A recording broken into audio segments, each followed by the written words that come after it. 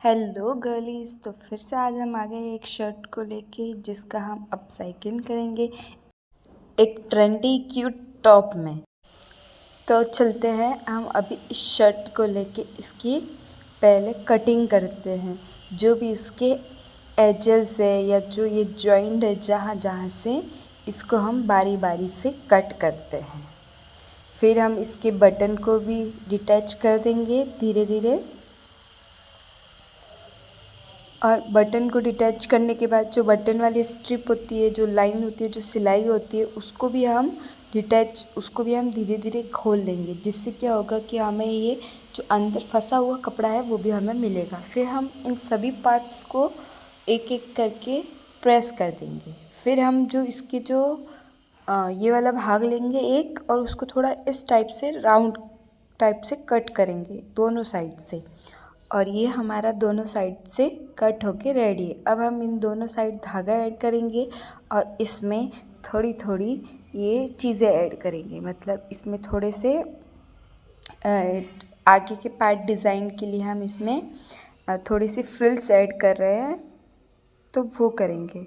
जैसे ही हमारा ये हो जाएगा, इसके बाद हम बैक पार्ट को रेडी करेंगे, जिसमें हम आगे वाले पार्ट की साइज़ नाप लेंगे और फिर हम बैक वाले पार्ट को भी ऐड कर देंगे, जिसमें हम एक छोटा सा पट्टा जैसा भाग लेंगे, जो हम इसके अकॉर्डिंग ही लेंगे साइज़ और चौड़ाई और लंबाई।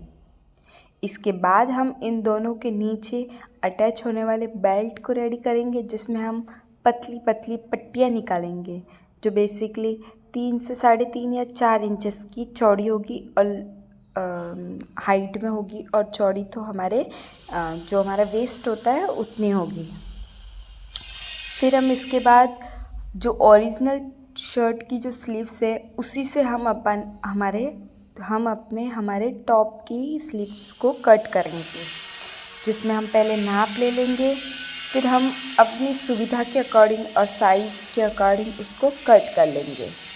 इसमें 2 भाग बनेंगे, एक छोटा एक बड़ा। इन दोनों को ज्वाइन कर देंगे और एक हमारी बड़ी स्लीव्स बन जाएगी। तो इसमें है ना, स्लीव्स हम पुराने पैटर्न की तरह यूज़ नहीं करते हैं, क्योंकि इसमें हमारे शोल्डर पर कोई कपड़ा नहीं होता टॉप का। इसमें हम डायरेक्ट स्लीव्स को ही शोल्डर पर अटैच करेंगे, इसलिए हमने ऐसे स्लीव्स लिए।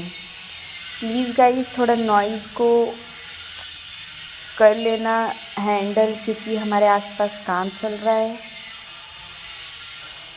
फिर हम स्लीव्स को अच्छे से कट कर लेंगे। फिर हमारा जो टॉप पार्ट होगा जिसको हमने अटैच कर लिया था, इसका हम नाप लेंगे और उसके अकॉर्डिंग हम अपनी स्लीव्स को थोड़ा सा राउंड शेप देंगे।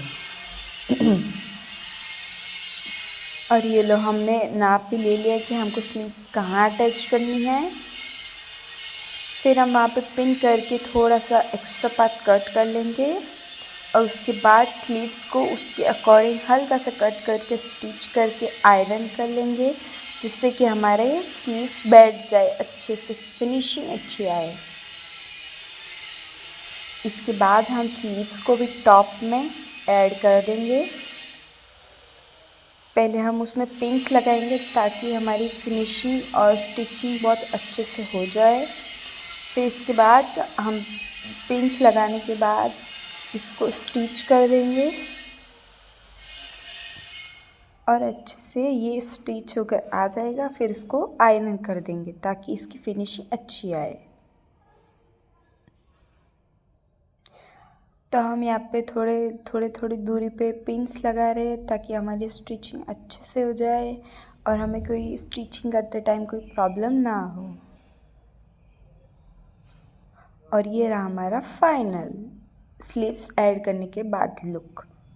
अब हम हमारे इसके वेस्ट के लिए एक फ्रिल टाइप या जो जिसमें हर्ल ऐड होते हैं उसके जैसा भाग लेंगे, जिसमें हम शर्ट के ओरिजिनल बैक पार्ट को लेंगे और उसको 3 पार्ट में कट करेंगे।